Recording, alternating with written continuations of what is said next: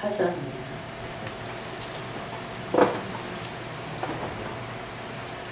(12절부터) 요한일서 4장 12절입니다. 12절부터 21절 끝절까지 같이 한 목소리를 합독하도록 하겠습니다.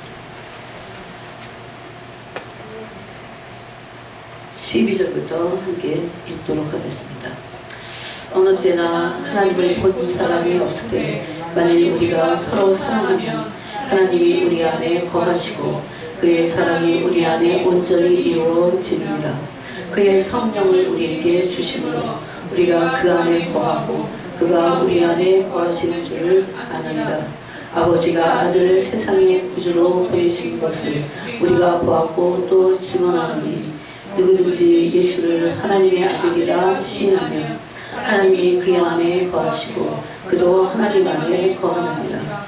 하나님이 우리를 사랑하시는 사랑을 우리가 알고 믿었노니 하나님은 사랑이시라.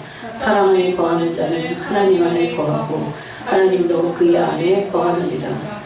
이로써 사랑이 우리에게 온전히 이루어진 것은 우리로 심판날에 담대함을 가지게 하려 하니 주께서 그러하심과 같이 우리도 이 세상에서 그러하니 사람 안에 두려움이 없고 온전한 사랑이 두려움을 내쫓느니 두려움에는 형벌이 있으니라.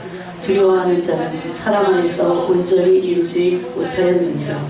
우리가 사랑하면 그가 먼저 우리를 사랑하셨습니다.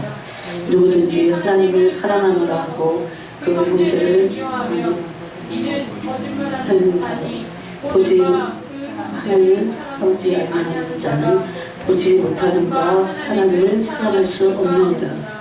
우리가 이 계명을 주께 받았나니 하나님을 사랑하는 자는 또한 그 형제를 사랑할지니라. 아멘.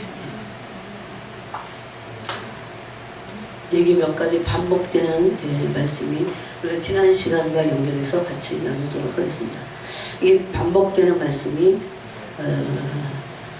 사랑하라는 것과 하나님이 사랑이시라는 것 말고도 반복되는 말씀은 우리 안에 온전히 사랑이 이루어진다. 사랑이 우리 안에 온전히 이루어진다. 이것을 말씀하고 있어요. 또 뒤에도 18절에 사랑 안에 두려움이 없고 온전한 사랑이 두려움을 내쫓는다. 그래서 사랑이 예수님 안에서 온전히 이루어지는 것을 그런 상태가 있는 것을 말씀하고 있어요. 여기 보니까 12절에 하나님이 우리 안에 거하시는 조건을 우리가 서로 사랑하면 하나님이 우리 안에 거하신다고 말씀하고 있어요. 교회를 다니지만 또 기도도 하고 또 말씀도 읽고 그러지만 우리가 그 말씀을 순종함으로 사랑하지 않는다면 하나님이 우리 안에 거하실 수 없다는 겁니다. 왜 그렇습니까? 하나님은 사랑이시기 때문에. 하나님이 영이 사랑이십니다. 사랑의 영을 갖고 계세요. 그래서 사랑하지 않을 때 하나님이 우리 마음에 함께 거하실 수 없어요. 그런데 여기에 그 사랑은 어떤 조건이 없습니다. 만약에 조건을 단다면 그것은 순전한 사랑이 될 수 없습니다. 그래서 성경은 그 조건 없는 사랑을 이렇게도 말합니다. 원수를 사랑합니다. 원수를 사랑합니다. 형제를 사랑하는 것을 더 가서 원수까지도 사랑해라. 거기는 어떤 사랑을 하면서 어떤 조건이 어떤 대상의 조건이 없음을 말씀하고 있습니다. 뭘 몰라도 이거 하나만 붙잡고 우리가 이것을 가지고 내 삶을 깨트려도 우리는 정말 엄청난 성인이 될 겁니다. 성인. 그래서 여러분 이게 그냥 한번 위협하기 위한 말씀이 아니고 우리가 적어도 지금 예수님과 같이 그렇게 예수님 나를 사랑하시는 것 같이 사랑하지 못해요. 또 여기 보니까 그렇게 사랑하는 것을 뭐라고 표현했냐면 사랑이 우리 안에서 온전히 이루어졌다고 합니다. 그렇게 잘 못해요 우리가. 그렇지만 제가 뭐라고 했습니까? 목표를 정해야 돼. 사랑하는 것을 목표로 정해야 돼요. 여러분 사랑하지 않는 모든 것들은 다 어두움입니다. 그래서 요한복음 13장에 보니까 어떤 사람이 산을 옮길 만한 믿음이 있어. 천사의 소리를 해. 방언을 말해. 엄청난 산을 옮길 만한 믿음이면 엄청난 믿음이 있잖아요. 근데 사랑이 없으면 아무것도 아니다 그럽니다. 그런 말이 너무 충격 아니에요? 우리 그냥 그게 그냥 사랑짝에서 하는 어떤 얘기로 듣지만 그거는 주님이 그러신 분이고 이게 영이 그런 거고 주님의 본질, 주님의 형상, 주님의 성품이 그런 분임을 알 수 있습니다. 그래서 첫 번째는 우리가 하나님을 사랑해야 됩니다. 하나님을 사랑하지 않으면 아무리 믿음이 산을 옮길 만한 거라고 해도 그것은 아무것도 아닙니다. 그게 여러분 고린도 전서 우리가 말하는 그렇게 놀랍게 알고 있는 이 믿지 않는 사람들이 이거 알고 있잖아요. 그래서 이게 사랑이라고 하는 13장에서 말하고 있습니다. 사람의 방언, 천사의 말, 그러면 울리는 시끄러운 울려 퍼지는 굴이에요. 이거 묵상할 때 진짜 회개가 나와요. 회개가. 사랑이 없으면 아무것도 아니라는 거예요. 그러면 주님이 아무것도 아니라고 했을 때 아무런 의미가 없어. 그러면 목적이 우리를 하나님의 사랑을 받고 우리도 하나님을 사랑하고 그래서 그 사랑이 형제의 사랑으로 온전히 이루어지는 그것을 위해서 우리를 부르셨다는 겁니다. 그 사랑의 부르심이 우리 있으면 굉장히 부르심이 높아요. 그냥 교회 다니면서 뭐 조금 봉사하다가 죽으면 천국 가고 이런 거짓된 그런 교리에 속한 것이 아닙니다. 성경은 너무나 분명하고 너무나 온전한 말씀을 하고 있어요. 그래서 이 말씀이 진리기 때문에 이 말씀을 알고 나아갈 때 우리가 이제 원수까지 사랑해야 돼요, 여러분. 이거는 내 힘으로 못해. 그래서 사랑의 영을 부어달라고 하고 그래서 오늘 우리가 요한일서 4장에 읽어보니까 뭐라고 돼 있어요? 사랑이 없으면은 두려움을 내어 쫓을 수가 없어. 우리는 두려움의 존재예요. 우리가 그 금요일날 두려움에 대해서 우리가 나눴습니다. 그러니까 이걸 문자 그대로 진리 그대로 붙잡고 이거를 붙잡고 기도하고 그래서 하나님의 사람으로 우리 속 사람이 이제 새로운 사람이 되어야 되는 거예요. 그래서 빚어지는 겁니다. 이 겉모습 이렇게 화장한 겉모습이 내가 아니야 이게. 그래서 그 속 사람이 아름답고 이쁘면 이쁠수록 주님이 그와 친밀해지십니다. 친밀해져요. 근데 여기 보니까 우리가 어떻게 다른 말을 할 수 없어요. 저는 어떤 때 내가 예언을 했으면 좋겠다. 예언하는 능력이 있었으면 좋겠다. 그래서 막 이렇게 안수할 때 예언이 막 나오고 막 얼마나 좋아요. 근데 물론 예언이 필요합니까? 필요합니다. 방언, 제가 얼마나 방언을 강조합니까? 방언해야 돼요. 방언 못하는 사람들은 기도를 많이 하면 방언이 터지게 돼 있어요. 방언을 하면 하나님과 깊은 교제를 나눌 수 있어요. 그런데도 불구하고 예언하는 능력이 있고 여기 보니까 모든 비밀을 알아. 예언하면 방언하면 하나님께 비밀을 말하는 것이니까 막 비밀도 알아. 그런데 또 지식도 알고 있어요. 성경 공부 많이 하고 성경을 얼마나 막 요즘 사람들 진짜 많이 깨뚫고 있어요. 저도 막 계속 성경을 보니까 지식으로는 어디쯤 뭐가 있을 거야 이런 탁 찾으면 있어. 그게 그냥 제가 영성이 뛰어나서보다 제가 그걸 많이 봤기 때문에 그래요. 공부하고 또 틀려. 한 말씀이라도 이걸 붙잡고 이게 아무것도 아니구나. 예언하는 능력이 있어도 아무것도 아니구나. 사역을 잘해도 아무것도 아니구나. 뭐가 없으면 사랑이 없어요. 근데 오늘 요한일서 1장, 요한일서 4장에서 보니까 하나님은 사랑이시라고 했어요. 우리는 사랑이 없어요. 우리에게는 사랑할 수 없는 본성인 이기심과 탐욕이 있습니다. 그런 사랑을 거부하는 것입니다. 그래서 얼마나 많은 지식이 있는지 모릅니다. 여러분 이것을 그대로 들을 때 어떤 생각이 듭니까? 또 산을 넘길 만한 믿음이 있어요. 사랑이 없으면 내가 아무것도 아니다고 했어요. 끔찍한 말씀이 진짜.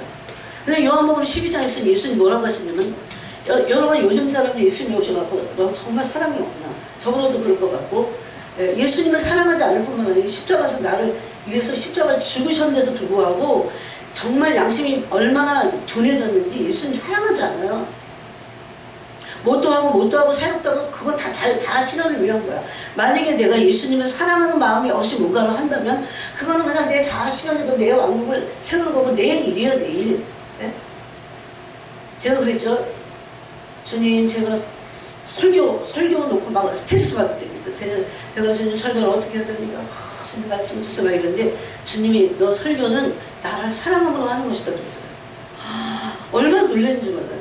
그런 말씀이 저를 다른 차원으로 이끌어. 이게 아니었구나. 종교에서 완전히 벗어나서 하나님을 사랑하는 것이 얼마나 중요한 것임을 말하고 있습니다. 우리가 뭔가를 못해도 일단 심령으로 하나님을 사랑하기 시작해야 됩니다. 사랑할 수 있는 열쇠를 모으니까 예수님이 나를 위해서 십자가에서 죽으신 그 죽으심을 묵상하는 겁니다. 그럴 때 우리는 양심이 살아나면서 예수님을 사랑하지 않을 수 없습니다. 거기서 나오는 믿음, 그래서 지난 시간에 우리가 에베소서 3장을 나눴습니다. 거기서 나오는 믿음, 그 믿음이 사랑의 뿌리를 내려야 돼요.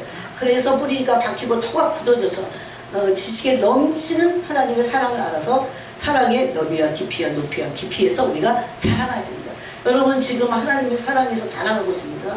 어떤 이 일보다도 중요한 것은 이 사랑의 부르심을 이루는 것입니다. 그렇게 믿어요? 어떤 일보다 중요한 게 내가 이 땅에서 나의 자신을 위해서 하는 어떤 일, 이은영 집사님 같은 노래하는 거잖아. 그런 것보다 그게 더 중요한 거예요. 내가 죽으면 그건 아무것도 아니야. 그냥 죽으면 끝나. 근데 사랑이 없이 하는 거, 사역, 사랑 없이 해. 그러면 안 돼요. 그거는 자기 일이야, 자기 일. 예? 그래서 아무것도 아니라고 하잖아요. 산을 옮길 만한 믿음을 얼마나 요즘 사람들이 막 있었으면 좋겠다고 하고 또 산을 옮길 수도 있어. 그런데 사랑이 있어야 돼요. 왜 말씀하고 있어요. 심지어 구제를 해도 이거 그냥 낫내기 위해서 하는 구제가 얼마나 많습니까? 연예인들이 막 1억씩도 기부를 하잖아. 그러면 천국 갈까요? 연예인이 막 불쌍한 아이들을 위해서 막 심장병을 뭐 어쩌고 하기 위해서 막 1억씩 기부하면 천국 갈까요? 그러지 않습니다. 그래서 진리이신 말씀은 사랑이 진리예요. 근데 뭐라고 하냐면 내가 내게 있는 모든 것으로 구제하는 거지. 내가 모든 것으로 구제하는 거지. 그래서 사랑이 없으면 아무것도 아니야. 또 내 몸을 불사르게 내어줘도 사랑이 없으면 여러분 몸을 불사르게 내어주는데도 사랑이 없을 수 있다는 겁니다. 이건 너무나 진리이기 때문에 우리가 하나님을 속일 수 없어요. 내가 내 몸까지 불살라가고 태워서 이렇게 희생했잖아요. 근데 이거 그 동기를 딱 주님만 아세요. 왜 그랬는지, 왜 내가 설교를 하는지, 왜 내가 찬송을 하는지, 왜 내가 오늘 섬김을 하는지, 예수님을 위해서, 예수님을 사랑해서, 예수님 때문에 그렇게 해야 돼요. 그래야 이것이 우리가 죽고 나서 아버지의 나라에 갔을 때 어떻게 됩니까? 큰 상급이 됩니다. 상급 받으려고 하는 건 물론 아니에요. 그런 동기도 버려야 됩니다. 그래서 그 예수님을 위해서 한 사람은 오래 참습니다. 예수님에게서 나온 사람은 온유합니다. 예수님에게서 나온 사람은 시기하지 않아요. 예수님으로부터 나온 사람은 자랑하지 않습니다. 교만하지 않아요. 무례히 행치 않습니다. 자기 유익을 구하지 않습니다. 하나님으로부터 나온 사랑은 성내지 않아요. 내가 성을 버럭 냈어, 분을 냈어. 그건 사랑이 없음을 말하는 겁니다. 이 인간을 성내는 거 있잖아요. 성내는 것이 하나님의 뜻을 이루지 못한다고 했어요. 그래서 우리는 이런 것들을 계속 깨트리고 나가야 됩니다. 또 불의를 기뻐하지 않습니다. 진리와 함께 기뻐하고 모든 것을 하나님으로부터 나오는 참 사랑은 참아요. 모든 것을 참아요. 모든 것을 참아. 여러분 이 마지막 때 신부의 영성이 굉장히 중요한 게 금요일날도 나왔어요. 오래 참아야 돼. 견디고 그 다음 어떻게 합니까? 담대해야 돼요. 담대해야 돼요. 이게 믿음 안에서 참 믿을 때 나오는 겁니다. 참 믿음은 오래 참아요. 참 믿음은 견뎌내요. 견디는 믿음이 있어요. 왜냐하면 그 믿음의 뿌리가 사랑이기 때문에. 참 믿음은 비겁하지 않아요. 담대합니다. 이것은 원래 우리 안에 없어요. 다행이에요. 우리 안에 없지만 하나님의 사랑으로 충만하고 하나님의 사랑을 받아들이고 그분이 우리를 사랑한 사랑에 우리는 반응하는 것 뿐이에요. 여러분 반응하는 것이 사랑입니다. 내가 따로 어떤 것을 막 해서 찾아서 하는 게 아니에요. 하나님이 나를 사랑하시는 것을 믿고 마음으로 활짝 열어야 돼요. 그럴 때 이 사랑이 내 마음에 부어지면서 내가 사랑에 하나님의 사랑을 받을 때 어떻게 반응하지 않을 수 있습니까? 반응하게 되어 있습니다. 그러므로 이웃에게도 하나님의 사랑을 받은 것을 내가 흘러보내는 반응을 하는 겁니다. 모든 것을 참습니다. 모든 것을 믿습니다. 모든 것을 바랍니다. 소망이 있다는 겁니다. 여러분 이 세상에 소망이 어디 있어요? 뉴스가 너무 흉흉하고 내가 하와이 거기 뭐 마우이 섬 전체가 거의 80%가 다 탔어요. 여러분 섬이 아무리 그래도 크잖아. 80% 같으면 도대체 어떻게 사는 거야? 지금 계속 그 실종자만 1000명인가 그래요. 다 죽는 거예요, 그 사람들이. 어디 타고 죽었는지도 몰라. 예? 그래서 어떤 사람은 자동차를 타고 불길을 피해 다니고요. 어떻게 그래도. 그래서 살았어요. 예? 거기 관광객 한국 사람만 200명이 갇혔어요. 그래서 공항에. 그래서 너무 열심히 놀러 다니는 것도 문제. 그 중에는 정말 좀 쉬려고 가다가 공변을 당할 수도 있겠죠. 여러분, 하나님의 음성이 안 들리십니까? 이 마지막 때에 지금 하나님의 말씀이 안 들려요. 주님이 지금 뭔가를 다 보여주고 계시는 거예요. 그래서 모든 것을 견디는 것이 사랑이라고 했습니다. 저는 이 12장 말씀이 너무 좋습니다. 우리가 지금은 거울을 보는 것 같이 힘이 하나 그때는 얼굴과 얼굴을 대하여 볼 것이요. 지금은 내가 부분적으로 하나. 누구든지 완전히 아는 것이 아니고 다 부분적으로 압니다. 어떤 부분도 모든 부분을 조금씩은 알지만 다 부분적으로 압니다. 완벽하게 다 알 수는 없습니다. 그런데 주님 앞에 갔을 때 주님이 나타나시고 우리를 데려가실 때 그때에는 주께서 나를 아신 것 같이 내가 온전히 주님을 알 것입니다. 주님의 뭐랍니까? 주님의 사랑. 하나님의 사랑을 여러분 아세요? 하나님이 나를 얼마나 사랑하시는지를 아세요? 사람들은 하나님의 사랑을 모르기 때문에 빗나가고 부패합니다. 하나님이 나에 대해서 어떤 사랑을 갖고 계시고 얼마나 많이 사랑하시는지 이건 영 안에 갇혀있어요. 영 안에 이렇게 비밀로 있어요. 그래서 영이신 예수님을 만나게 될 때 하나님의 사랑을, 나를 향한 사랑을, 나를 향한 그 인자와 긍휼과 자비를 알게 됩니다. 그래서 오늘 이제 또 말씀을 보면 그래서 우리는 사랑이 하나님으로부터 시작됐다는 것을 알 수 있습니다. 그래서 우리는 하나님의 사랑 안에 거하고 사랑함으로 사랑 안에 거하고 그리고 보내주신 아들 예수님을 믿을 때 우리가 영생을 받는 것입니다. 그냥 단순히 예수님을 믿는다는 것은 그럴 수 없어요. 그래서 요한복음 17장 1절에 보니까 영생이 뭡니까? 영생은 참 하나님과 유일하신 예수 그리스도를 아는 겁니다. 그랬어요. 근데 예수님은 자신을 뭐라고 했어요? 하나님은 자신을 뭐라고 했습니까? 나는 하나님은 사랑이시라고 했어요. 예수님도 이 땅에 오셔서 심판하지 않으세요. 우리를 구원하러 오셨어요. 왜냐하면 사랑이시기 때문에. 근데 끝까지 그 사랑을 거부하고 믿지 않아. 그럴 때는 요한복음 12장에서 뭐라고 합니까? 내가 이런 말이 그 진리이기 때문에 그것이 나중에 나를 거부한 사람들을 심판하게 될 것이다. 이렇게 말씀하고 있습니다. 그래서 여기 오늘 말씀에 4장 16절에 하나님이 우리를 사랑하시는 사랑을 우리가 알고 믿었다 이렇게 있어요. 이것은 예수님을 통해서 십자가 사랑을 알게 된 것입니다. 여러분이 십자가를 믿는다면 십자가 사랑은 안 것입니다. 모르는 것을 믿을 수 없기 때문에. 지금 여러분 중에 방황하는 사람이 있어도 그 사람이 예수님을 믿었다면 그 사람은 처음 믿을 때 예수님의 사랑, 십자가의 사랑을 알고 믿은 것입니다. 그런데 그 사랑을 에베소 교회 같이 놔버린 거죠. 떨어뜨린 거죠. 놓친 거죠. 여러분, 그래서 기독교의 핵심은 뭐냐면 예수님을 마음의 중심에 두고 그분을 사랑하는 것입니다. 이것이 얼마나 중요한지 모릅니다. 그러면 왜 사랑하지 못하는가를 사실은 이 4장에서 뒤에서 말씀하고 있습니다. 그것을 우리가 지난 시간에 어느 정도 나눴습니다. 그것이 바로 우리의 심령 안에 있는 두려움인데 여기 보니까 사랑이 온전히 이루어져야 돼요. 18절을 한번 보겠습니다. 사랑 안에 두려움이 없고 온전한 사랑이 두려움을 내쫓나니. 그래서 우리가 하나님을 믿고 사랑하기 시작해갖고 그 사랑이 어떻게 해야 돼요, 여러분? 온전히 이루어져야 돼요. 우리 심령 가운데서. 그러면 사랑하기 위해서 어떻게 하라고 했습니까? 제가 열쇠와 같은 말씀 하나 드렸잖아요. 오전에도 우리 조원사님 그렇게 기도하시더군요. 마음의 중심에 예수님을 두겠습니다. 그걸 의지적으로 할 수 있어요. 에베소서 3장에서 믿음으로 말미암아, 믿음은 뭡니까? 감정보다는 의지입니다. 그래서 의지적으로 우리 마음의 중심에 예수님을 중심에 둬야 돼요. 그 중심에 두는, 즉 그 말을 다른 말로 하면 내 중심이 예수님이 돼야 돼요. 내 중심이 돈이 될 수 있잖아. 내 중심은 돈이구나. 너 돈과 함께 네가 세상 망할 때 너 망할 거야. 그런 말씀 있잖아요.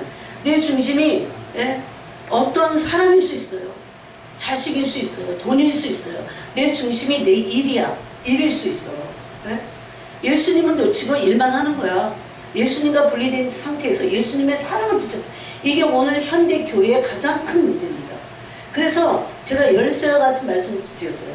마음의 중심에 이것은 언제라도 할 수 있어. 밤에 자다가도 할 수 있고, 화장실 가서도 할 수 있고, 어디가 길 가다가도 할 수 있고, 버스를 타다가도 할 수 있고, 운전을 하다가도 할 수 있고, 시장을 장을 보다가도 할 수 있어요. 저는 어떨 때 여기 중심에 있으니까 그것이 확 올라옵니다.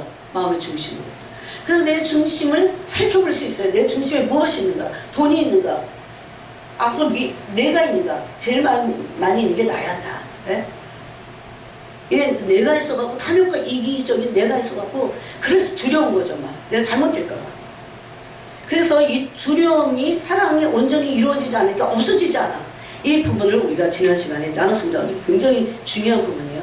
그러면 사실은 두려움은 누가 주는 겁니까? 어쨌든 사탄의 속임수라고 했습니다.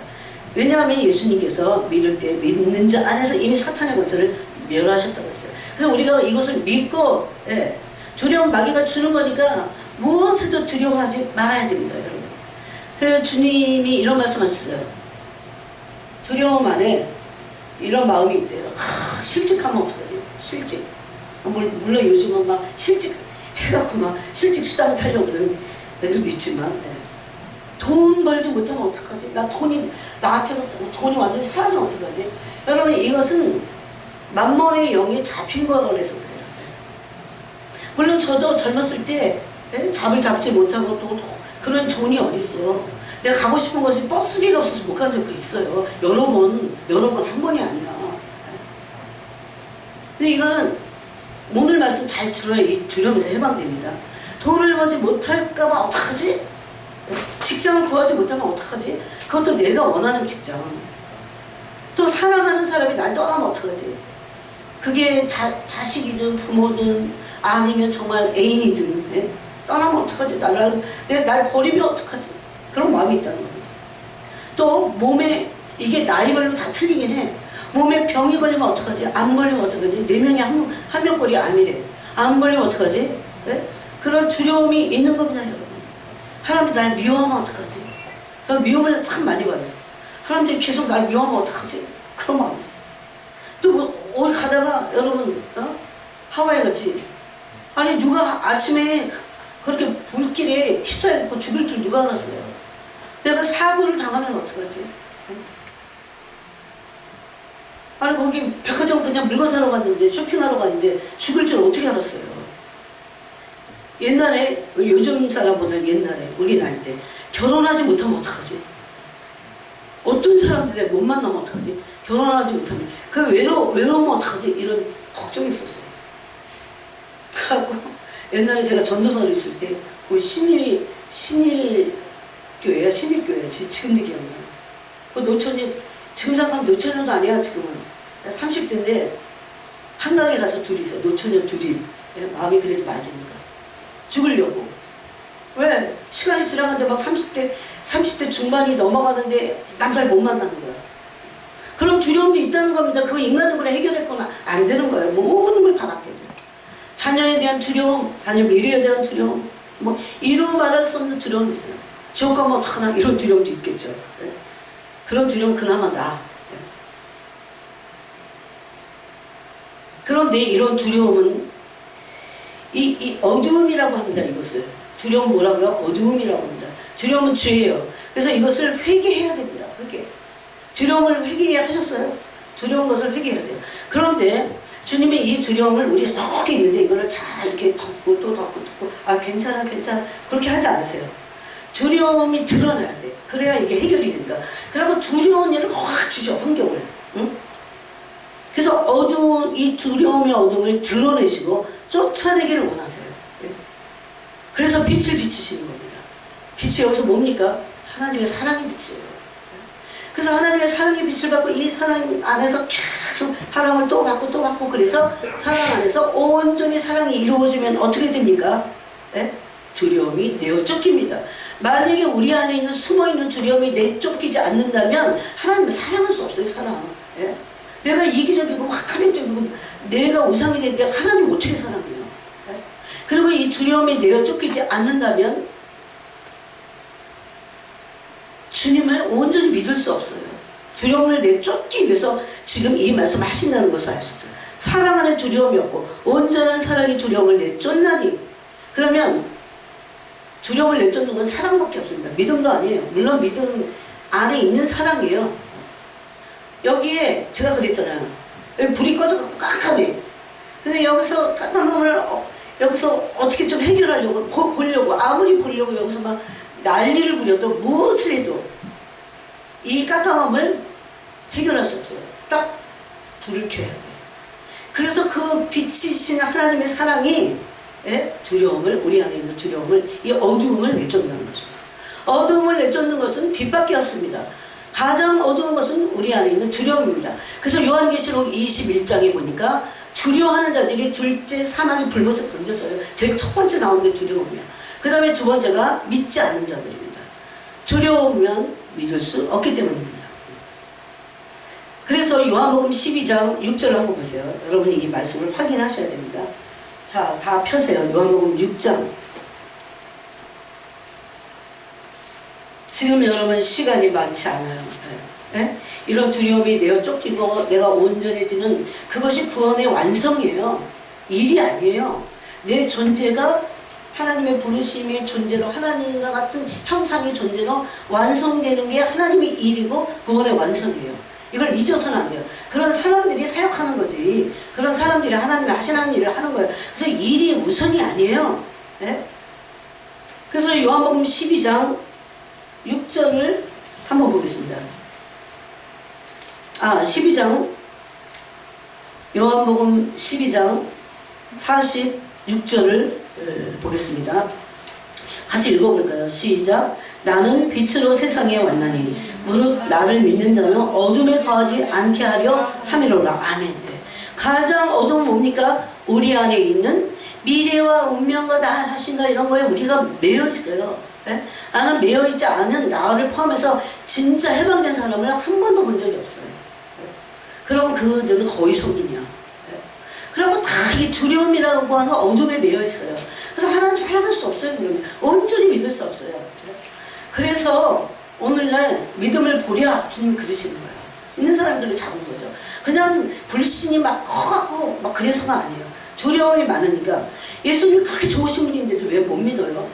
우리 안에 주님을 믿을 수 없게 하는 두려움이 있기 때문입니다. 그런데 예수님 보니까 나는 빛으로 세상에 왔나니. 왜 빛으로 왔어요? 어둠을 밝히시려고, 어둠을 들춰내시려고. 그래서 물론 나를 믿는 자는 어둠에 거하지 않게 하려 함이로다. 네. 어둠을 밝히셔갖고 빛으로 임하면서 빛에 거하는 존재가 되게 하려고. 그래서 빛의 자녀가 되는 것입니다. 또 어두운 내면에 빛을 비치시고 들춰내셔갖고 고치기를 원하신다는 겁니다. 자, 에베소서 5장을 보겠습니다. 이런 말씀들이 성경에 곳곳에 기록이 되어 있습니다. 에베소서 5장 13절에 보니까 제가 읽을게요. 그러나 책망을 받는 모든 것은 빛으로 말미암아 드러나나니. 책망을 받는 것은 여러분 뭡니까? 책망을 받을 만한 일은 빛이에요, 어둠이에요? 어둠의 일이지, 그죠? 어둠의 일은 반드시 성령이 오셔서 이것을 들춰내시면서 그때 하는 게 뭐예요? 빛이 확 비치시는 거야. 근데 말씀이 빛입니다. 예수님 뭐라고 했어요? 나는 진리요, 빛이요, 생명이다 그랬죠. 네? 나를 믿는 자는 어둠에 다니지 않는다고 그랬잖아요. 어둠에 거하지 않는다고 그랬잖아요. 응? 그래서 여기 보니까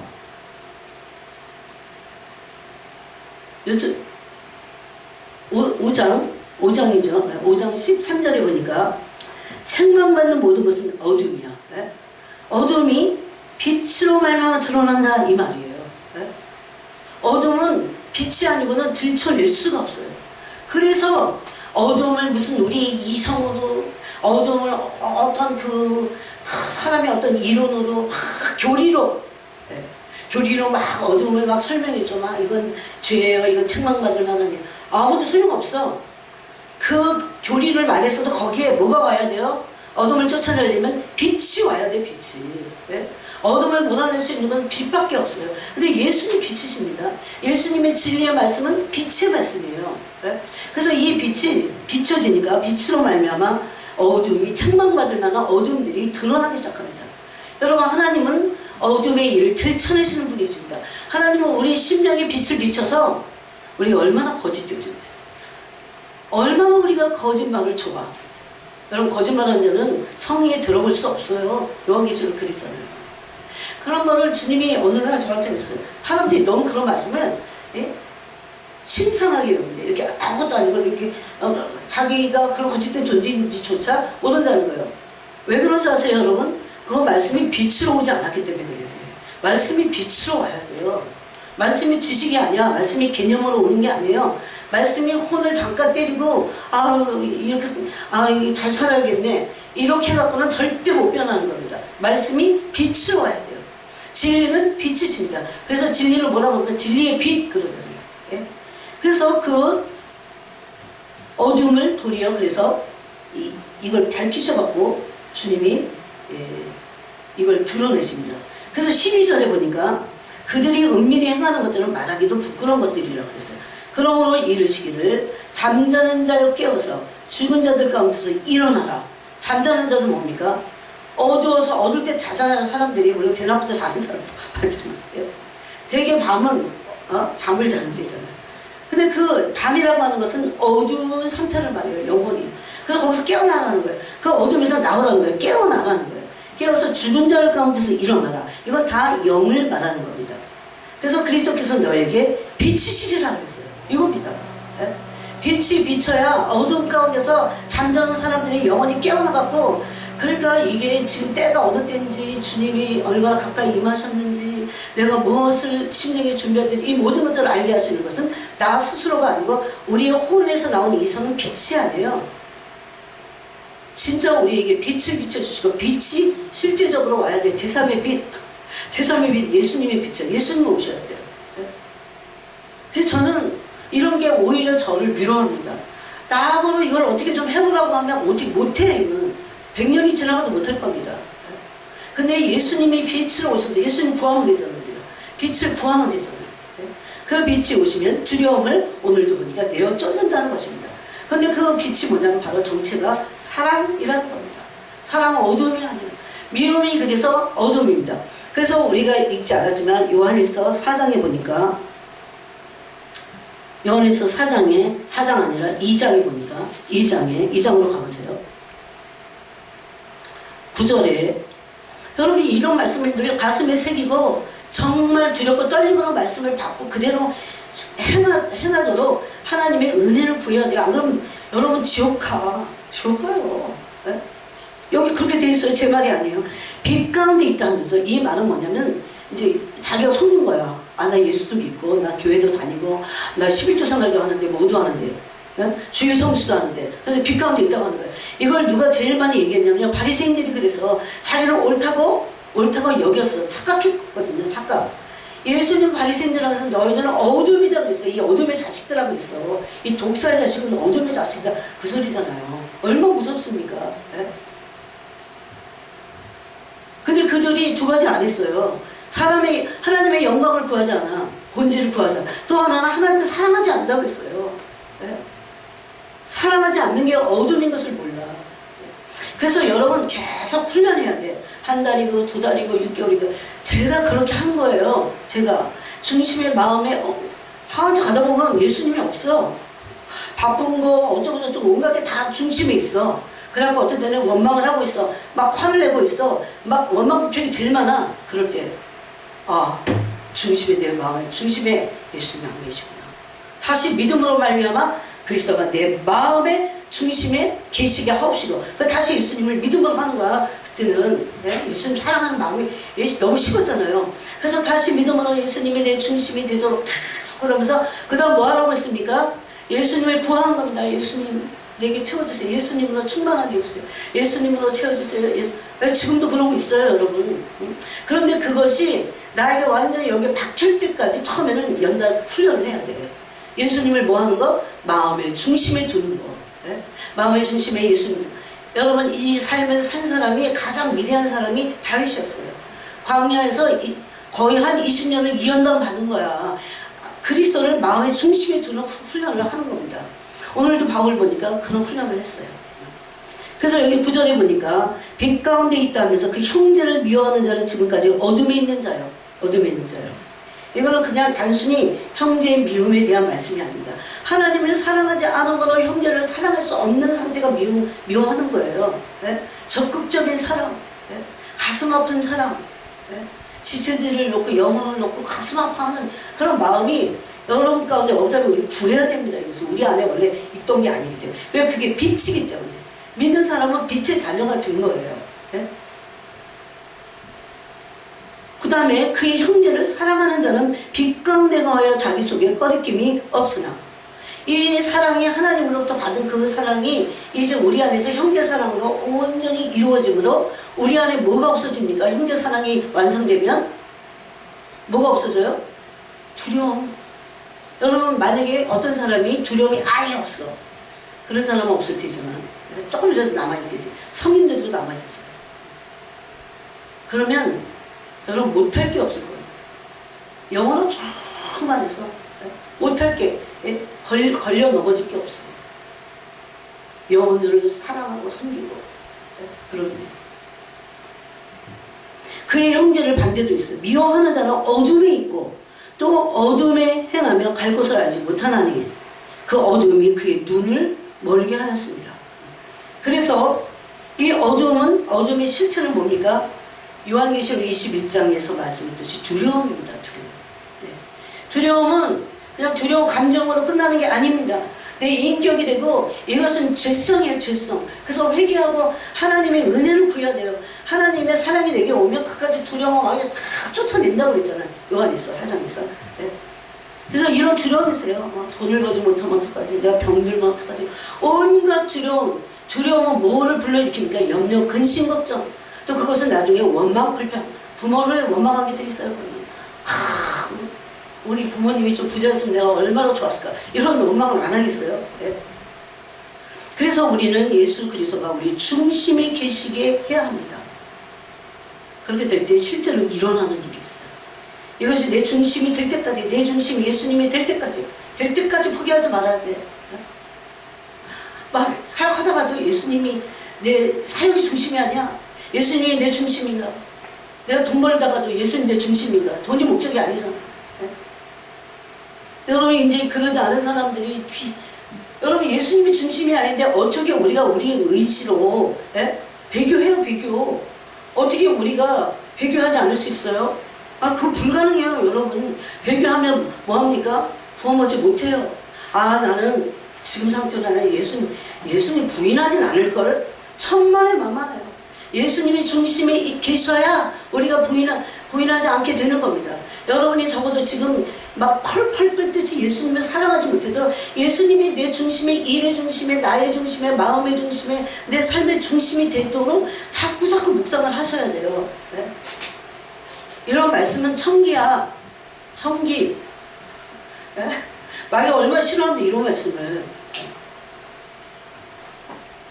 그렇게 될 때 이게 예수님이 내 중심이 되기 시작하잖아요. 그러면 예수님이 우리 안에 계시잖아요. 그럼 불순물을 빼죠. 가장 무서운 나쁜 불순물이 뭡니까? 두려움입니다. 두려움으로부터 온갖 죄악들이 다 나와요.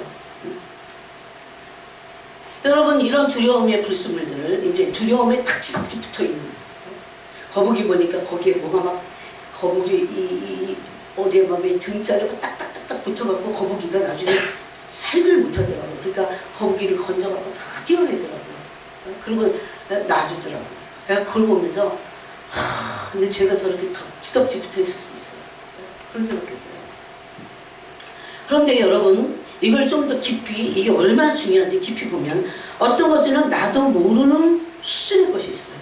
이런 어둠이. 예?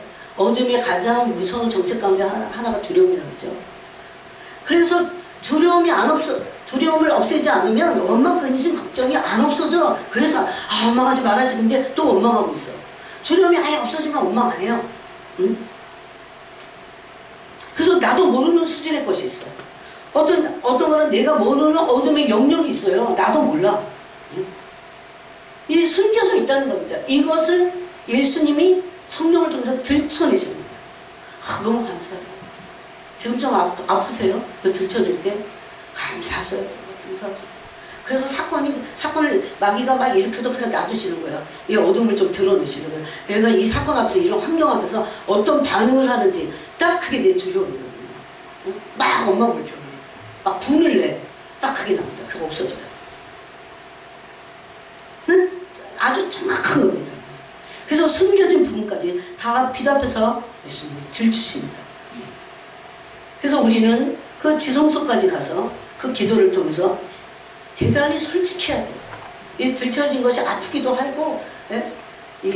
또 두려워, 막 두려워하는 나를 보니까 또 두려워. 아주 솔직하고 진실하게 회개를 해야 됩니다. 안 되면 안 된다고 해야 돼요. 숨겨진 이중성이 있어요. 이중성. 주님은 진짜 이중적이고 이게 외식하는 거예요. 그렇게 미워하시고 이거를 막 가진 때다고 하시면 더러워하셔요. 나와 그냥 한번 창피함을 당하는 게 나아. 네? 숨기는 것보다 좋은 마음을 품는 것이라고 했습니다. 바리새인들에게는 외식하는 거라고. 어느 누구도 이것을 피할 수 없어요. 모두 다 이런 이중성이 우리에게 숨겨져 있다는 겁니다. 여러분, 하나님은 고통스러운 어떤 환경을 우리에게 허락하십니다. 저는 이게 이해가 안 가서 처음이에요. 아니, 하나님 아들, 딸이 이렇게 고통스러운 걸 아버지가 원하시는 거야. 왜 그러시는 거야, 도대체? 네? 그래서 그런 환경을 허락하시면서 그런 환경에 내가 어떻게 반응하는지를 보고 계십니다. 나를 들춰내시는 거예요. 그때 내가 다 드러납니다. 나를 그래서 다루시고 고치시고 딱 그럴 때예요, 지금. 여러분, 그러니까 이런 세계가 있는 걸 알면 우리는 넘어지지 않죠. 하나님 나 또 다루시는 거구나. 아주 그냥 다루시는 정도가 아니야. 어떤 때는 막 진짜 이렇게 깊이 들어가잖아요. 그러면 들들 볶으셔요. 이거 계속. 왜? 하나님 마음이 막 안타까우시고 너 이렇게 오랫동안 나를 따랐는데 그래 이 수준이 아직도 이래갖고 되겠니? 또 원망하고 불평하냐? 또 분내고 있니? 뭐 이런 거 그거 다 다루세요. 그냥 이렇게 싹 넘어가지 않으셔. 내가 이렇게 뜨끔해 갖고 이러고 있으면 반드시 묶으십니다. 이거 갖고 이 수준 갖고 안 되잖아요. 왜 그래요? 사랑하기 때문에 그럽니다. 네? 그래서 나를 다루시고 고치라고 하세요. 고치라고. 이거 고쳐라. 고침받아라. 그래서 히브리서 12장에 보니까 고침을 받으러 가잖아요. 어그러진 다리를 고침받으러 갑니다. 그럴 때에 나는 낮아집니다. 낮추시기도 해요. 회개기도 하십니다. 다 자아를 깨트리십니다. 예수님의 성품에 맞지 않는 높아진 모습이 자고한 모습입니다. 비인격적인 부분도 있어요. 예? 하나님이 남에게 나를 들치지 않으실 때도 있긴 하지만 예? 대부분 안 들치셔. 나만 아는 게 있어. 나만 주님이 너 이거 이렇게 하고 아주 확 있는 걸 끄집어내실 때가 있어요. 안 들치시는 것을 감사합니다. 얼마나 창피해. 그거 다 드러나면. 예? 그리고 주님의 성품에 맞지 않는 이런 비인격적인 부분은 겸손지 못한 거야. 제가 보니까 자고의 죄가 너무 많잖아요. 자고한 거. 하나님을 의지하지 않고 전심으로 이게 자고한 거예요. 권위에 순종하지 않는 거, 이 염려, 근심, 걱정하는 거, 이게 다 죄입니다. 그래서 옛 자아가 사라지고 죽어져야 됩니다. 자아가 부인되고 자아를 느끼지 않을 때까지 계속 나가야 돼요. 이 옛 자아는 죄성이고 죄성의 본질을 모르게 탐욕과 이기심입니다.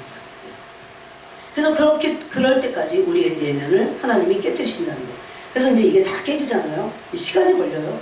그렇게 되면 어떻게 되냐면 어떤 일이 있어도 감사해요. 여러분이 한번 보세요. 어떤 일이 있어도 인상 안 찌고도 기뻐해요. 네? 감사해요. 감사합니다. 지금 힘들어. 그 일이 막 나한테 닥쳐갖고 헉헉거려. 그런데 감사해요. 원망 안 해요. 그 말은, 감사한다는 말은 원망하지 않는다? 그 소리입니다. 네? 데살로니가후서 이것이 너희를 향한 하나님의 나의 뜻이다 그랬잖아요. 항상 쉬지 않고 기도하게 돼요. 쉬지 않고 기도함으로 우리가 돌파할 수 있는 거죠. 쉼없는 기도 하게 돼요. 아무리 극한 상황이고 그래도 왜 쉼없이 기도하는 줄 아세요? 하나님을 철저히 의지하는 거예요. 하나님 의지하는 거예요. 그때 훈련이 되는 거야. 그때 마음이 연단되고 훈련되는 거예요. 네? 어떤 극한 상황이 오면 다 다른 거 하잖아요. 하나님은 마음으로 전심으로 의지하지 않고 네? 쉬지 않고 기도하라 하실 때 그렇게 기도하지 못할 만한 환경이 오는 것을 주님 모르실 리가 없어요. 그런데도 쉬지 말고 기도해. 염려하지 마. 이렇게 하시는 것은 하나님을 철두철미하게 의지하라는 겁니다. 쉼없는 기도는 하나님을 의지하는 기도입니다. 주 마음을 품어서는 안 됩니다. 그래서 우리 안에 비인격적인 부분이, 우리만 아는 부분, 주님이 아시는 부분이 참 많아요. 겸손치 못합니다. 더 순종하지 않아요. 이런 것들이 얼마나 많은지 모릅니다. 이걸 깨뜨리시는데, 이제 예를 들어보면 사도 중에 이런 연단을 진짜 이해할 수 없이 받은 사람이 있어요. 내가 막 성경을 읽고, 내가 어려울 때 막 성경을 펴, 고린도전서 4장을 막 펴, 사도들 어떻게 했어요? 끄트머리, 세상 끄트머리에 두셨어. 사도들을. 네? 바울사도가 영광 받은 것 같으세요? 우리 중에 여기서 세상 끄트머리 같이 하나님을 막 발로 차갖고 맞으셔 세상 끄트머리까지 두는 자 같이 두면 우리는 하나님 진짜 원망하는 사람 많을 겁니다. 바울이 그랬어요. 바울과 함께한 동역자들이 세상의 끄트머리에 두셨다고 되어 있어요. 또 바울은 고린도전서 4장 9절 이하에서 하나님이 우리를 죽이기로 작정된 자와 같이 허락했다고 해요. 죽이기로 작정하는 거예요. 여러분, 바울이 1차 전쟁에서, 요새 우리가 사도행전을 큐티하고 있습니다. 바울의 1차 전쟁에서, 1차 전도 여행에서 루스드라에서 네? 죽게 매를 맞았어요. 죽게. 죽었어. 신앙이 엑스소리가 아니에요. 좀 더 생명을 거셔야 돼요, 여러분. 네? 죽어갖고 저 짐승의 먹이가 되라고 성문 바깥으로 버렸어요. 바울을 지키는 사람이 있었겠죠. 제자들이.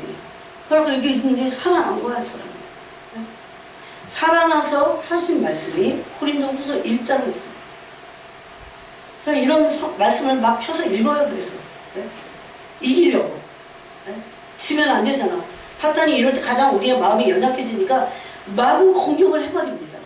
대부분 기도하지 않고 사탄의 공격을, 이 비진리를 받아들이는 사람들은요, 반드시 부패해요. 죄짓게 돼 있어요. 그 순간이라도. 네? 얼마나 영적 싸움이 지금 치열한데. 생명을 다하고, 말씀 있잖아요. 기도가 있잖아요. 말씀 뭡니까? 방패, 공격력 검이라고 그랬어요. 천성을 가는 성도들. 내 손에 든 검을 꽂지 말아라. 칼집에 꽂으면 안 돼. 네? 아무런 무방비 탁 찔리고 막 가슴이 불화살을 맞고 그리고 주님 떠나는 거예요. 어떤 사람은 막 나가 떨어져. 네?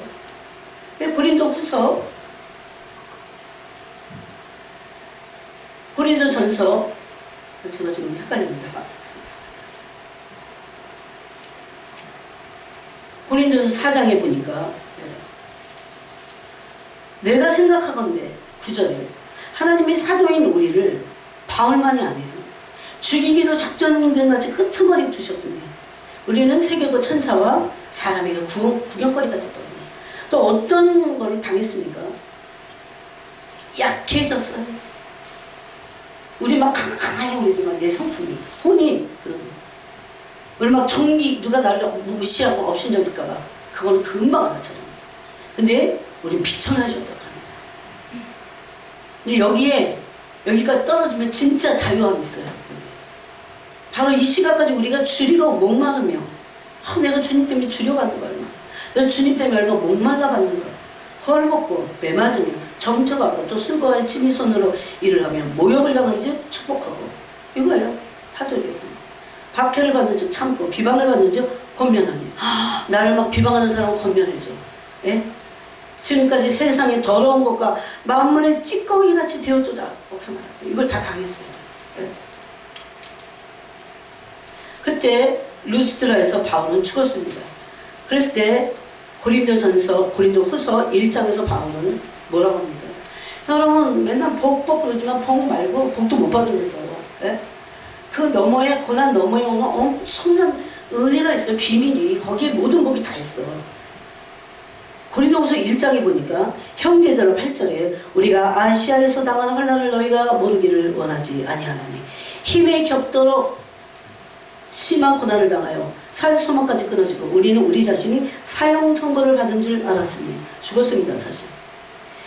그런데 이때 이 사건에 대한 해석을 믿음으로 어떻게 합니까? 이는 이유를 말해요. 왜 하나님이 나를 죽는 데까지 그냥 막 뭐라 하셨을까? 이는 우리로 자기를 의지하고 하나님을 전심으로 의지하는 겁니다.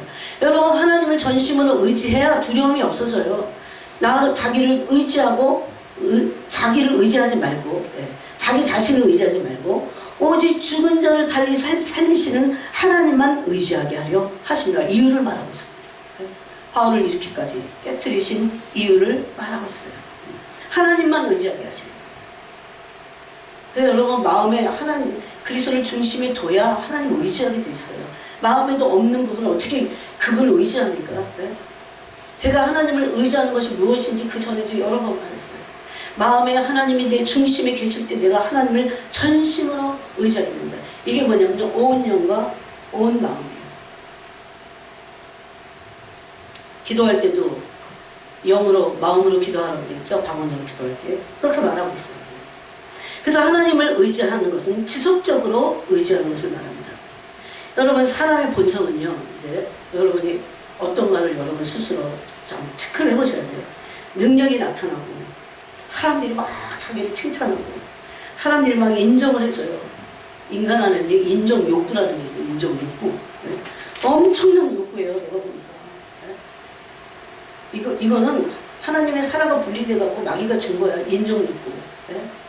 이 쓴뿌리가 있어. 모든 사람에게 있어요. 인정 욕구가 있어요. 열등감에서 온 거예요. 이것이. 그런데 이런 사람에게서부터 엄청난 인기를 얻었어요. 자아가 실현된 거예요. 내가 원하는 어떤 것이 이게 막 되는 거야. 자신의 우상이기 때문에. 어떤 위치에 올랐어요. 자고해집니다.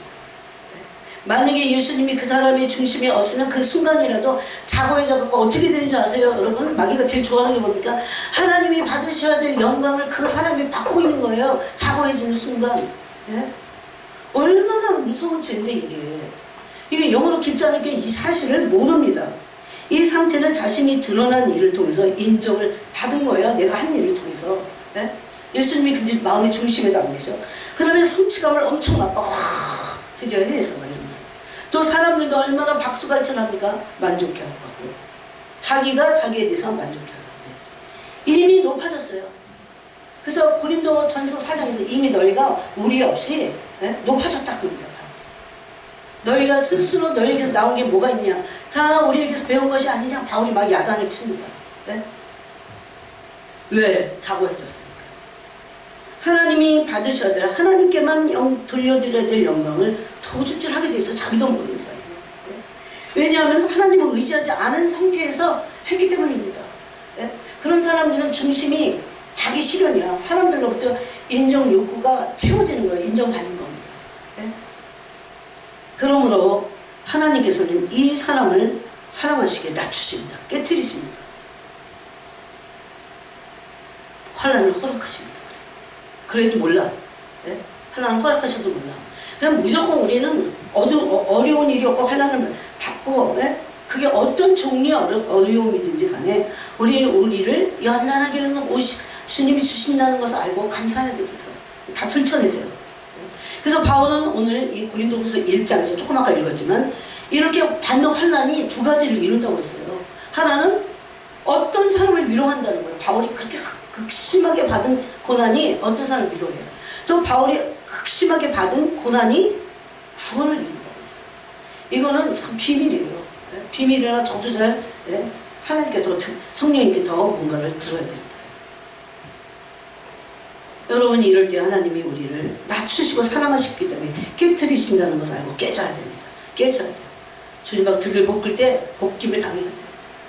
막 회개해야 돼. 그럴 때 우리가 정말 회개하고 우리 자신을 들춰내고 우리 자신 죄성을 봐야 될 그런 얼마나 어둠이야 뿌리 있는지 몰라요. 때로는 어리석게 받으십니다. 하나님. 때로는 약하게 돼요. 어떤 때는 비천해져요. 아무도 날 뭐 알아주는 사람 없고 친구도 없고 외롭게 짝이 없고 그럴 수 있어요. 그럼 대부분 사람도 어떻게 됩니까? 주님을 찾기보다 정신병이 오죠. 두려워갖고 그 두려움을 지금 내쫓으려고 하시는 거예요. 그런데 하나님은 이런 상태를 허락하셔서 우리 안에 숨겨진 자고한 이 자아, 두려움으로 인한 이 자아들 다 들춰내시고 깨뜨리시기를 원하신다. 뭘로 승리할 수 있습니까? 하나님께서 주시는 힘과 은혜로 하나님을 의지함으로 승리할 수 있어요. 이런 은혜나 하나님이 주시는 성령의 힘이 아니고 자신을 의지하여 자신이 성취한 것을 그 열매를 맛보고 자랑하고 자기 만족을 누리고 자아 실현을 이루려고 하는 노래하는 그 자아 이성이 있어. 이성. 이걸 강한 큰 의지가 있어요. 저 안에도 보니까 이런 강한 의지가 있으면 어떻게 해보겠다고. 사고와 음이 얼마나 많은지 모릅니다. 그래서 완전히 우리 안에 불순물을 다 빼내시기까지 에베소서에 보니까 물로 씻어 말씀으로 깨끗하게 하신다고 했어요. 계속 말씀을 의지하고 말씀을 붙잡고 계속 중심에 씻고 또 씻고 기도하고 또 기도해야 됩니다. 계속적으로 연단하십니다. 그걸 알죠. 제 평생이야. 평생 연단하셔. 평생. 그런 존재가 될 때까지. 나중에 알아야 소민들은 이걸 빛 가운데 완전히 들어갔기 때문에 압니다. 어떤 사람들은 이게 연단이 끝나면 이제 괜찮아지죠. 계속 하나님 연단하시는데요. 이게 수준이 이제 이렇게 올라가니까 이 사람이 괜찮은 거야. 그래서 계속적으로 연단을. 이들이 누굽니까? 그리스도의 신부들입니다. 죄를 들춰내신다고 했어요. 그때 우리는 회개해야 됩니다. 이 부분에서 우리를 포기하지 않으세요. 왜? 사랑하시기 때문에. 고쳐질 때까지.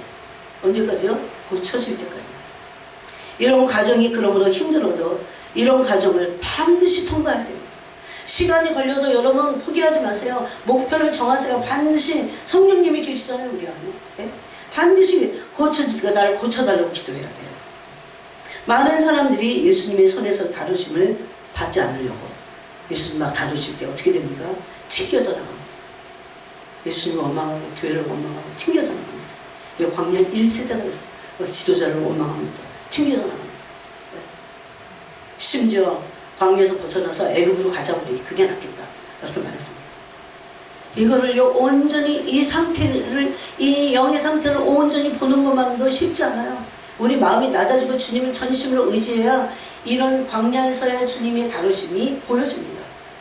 그냥 내가 연단받죠. 그때 1세대가 한 게 뭡니까 여러분? 뭐예요? 우상 숭배했어요. 우상은 나야. 그 다음에 두 번째 한 게 뭡니까? 음란했어요. 하나님 섬기지 않고 딴 거 섬겼어요. 그 다음에 세 번째 한 게 뭡니까? 하나님 시험했어요. 시험. 또 마지막으로 한 게 뭡니까? 원망 불평했습니다. 세상 사랑했어요. 우상 숭배했어요. 하나님이 우리 고치시는 데서 이유가 없습니다. 인식해야 됩니다. 어느 수준에서 하나님의 기준에서 그 수준으로 끌어올리시려고 이런 강력한 뜻을 갖고 있어요. 이 연단하십니다. 이것이 비밀입니다. 이 비밀이기 때문에 이걸 뭐라고 하냐면 고난의 신비예요. 고난의 신비. 고난의 신비는 예수님과 같은 존재로 만드시겠다는 거예요. 그래서 에베소서 5장에 보니까 흠도 없고 점도 없고 주름 잡힌 것이 없는 이런 영광스러운 신부로 그리스도 앞에 세우고자 하려 하신다고 해서 강한 뜻이 있어요. 하나님도 얼마나 강한 뜻을 가지고 계신지 모릅니다. 그래서 여러분 고난의 갑옷을 입어야 돼요. 베드로서 4장 1절에 있죠. 그리스도를 닮고 그분을 따라가기 위해서 이런 형상을 될 때까지 하나님 우리를 깨트리시기 때문에 마음에 갑옷을 입어야 돼요. 나는 이 연단을 받아내리라. 하나님의 은혜로 난 돌파하리라. 이런 믿음을 가지고 그 고난의 갑옷을 입으라고 말씀하십니다. 이게 너무 중요하기 때문에 제가 한번 읽고 마치겠습니다. 베드로전서 4장 1절입니까? 그리스도도 받으셨다는 거예요. 그리스도께서 이미 육체의 고난을 받으셨습니다. 너희도 같은 마음으로 고난을 받을 같은 마음으로 갑옷을 삼으라. 이런 육체의 고난을 받은 자는 죄를 그쳤습니다. 그래서 고난 받을 갑옷을 마음의 갑옷을 입어야 됩니다. 예수님은 이 갑옷을 입으셨기 때문에 입에 괴사가 없으셨어요. 자기를 저주하는 사람들 향해서 저주하지 않으셨어요. 이렇게 될 때까지 나가야 돼. 나를 막 저주를 부르고 막 난리를 부리고 그런 사람이 향해서 내가 화가 안 나야 돼. 원망이 안 나야 돼. 오히려 어떻게 해야 돼요? 불쌍하게 여기는 거죠. 불쌍하게 여기는 거죠. 그리고 심지어 고린도 후서에서는 어떻게 했습니까? 예수의 죽음을 몸에 짊어졌어. 바울이. 예수 죽인 것을 몸에 짊어졌어요. 그래 거기 무슨 원망하거나 불평을 안 하는 정도가 아니고 예수님의 죽음을 몸에 짊어지고 나갔어요. 그래서 자기에게는 죽음의 역사인데 그럴 때 비로소 바울의 몸에서 뭐가 나갔습니까? 예수님의 생명이 나갔다는 겁니다. 그래서 예수님을 닮아서 우리도 입에 저주가 없어야 됩니다. 비천한 말 마음속에도 없어야 됩니다. 원망의 말 마음속에도 없어야 됩니다. 도리어 복을 빌으셨다고 말씀하셨어요. 베드로전서 3장 9절을 보니까 복을 3장 9절 더 읽어볼게요.